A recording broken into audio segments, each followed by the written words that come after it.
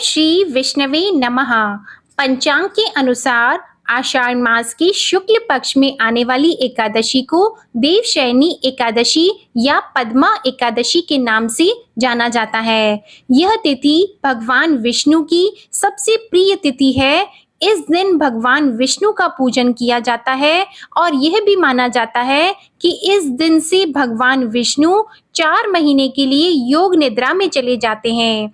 4 माह का यह समय चातुर्मास कहलाता है। इन 4 महीनों में मांगलिक कार्य आदि नहीं किए जाते हैं और ऐसा भी माना जाता है कि कोई भी व्रत करते हैं तो उसे पूरे विधि विधान से करना चाहिए और व्रत का पारण अवश्य करना चाहिए, तभी आपको व्रत के पूर्ण फल की प्राप्ति होती है। आज की इस वीडियो में आप जानेंगे कि एकादशी की तिथि कब से कब तक है, पूजा का समय क्या रहेगा, पारण की विधि, पारण का समय, क्या दान करें और क्या न दान करें, भगवान को क्या भोग लगा सकते हैं, तुलसी को जल चढ़ा सकते हैं या नहीं चढ़ा सकते हैं, पारण में क्या खाना चाहिए और द्वादशी के दिन क्या काम करने चाहिए। देवशयनी एकादशी का व्रत 29 जून दिन गुरुवार को रखा जाएगा। एकादशी तिथि प्रारंभ होगी 29 जून को सुबह 3:18 से एकादशी तिथि समाप्त होगी 30 जून सुबह 2:42 पर।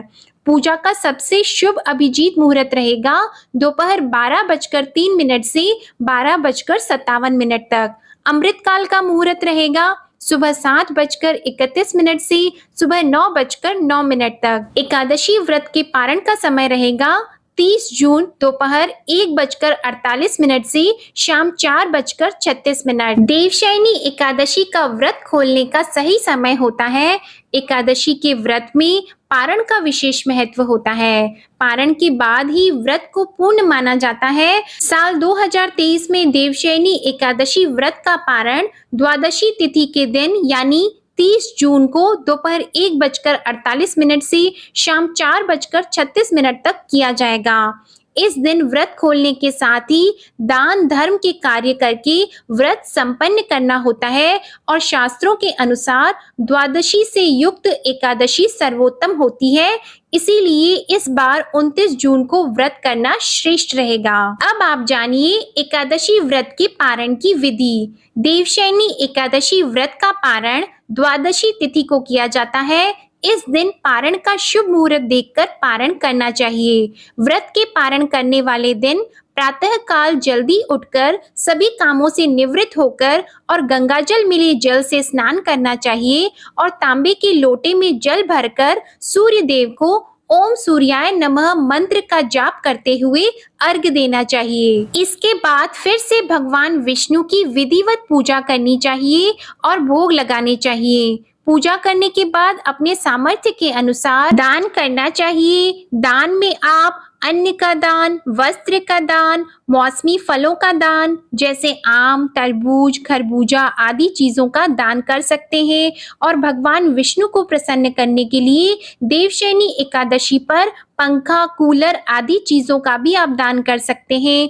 इसके साथ ही राहगीरों को मीठा जल पिला सकते हैं। देवशयनी एकादशी पर गेहूं, चावल और मूंग की दाल का दान कर सकते हैं। भगवान विष्णु की कृपा पाने के लिए गरीबों को भक्ति भाव से भोजन करा सकते हैं। केसर युक्त दूध का दान कर सकते हैं।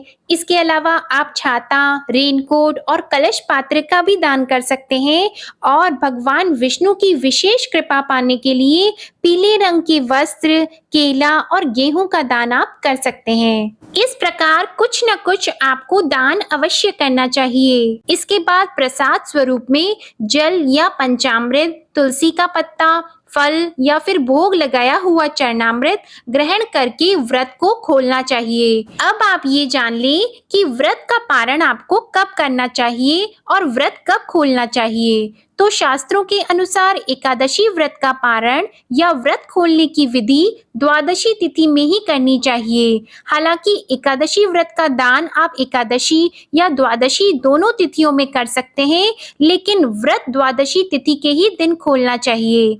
इस बात का भी ध्यान रखना चाहिए कि द्वादशी तिथि की पहली 1/4 अवधि को हरिवासर कहा जाता है। इस दौरान एकादशी का पारण करना अशुभ माना जाता है।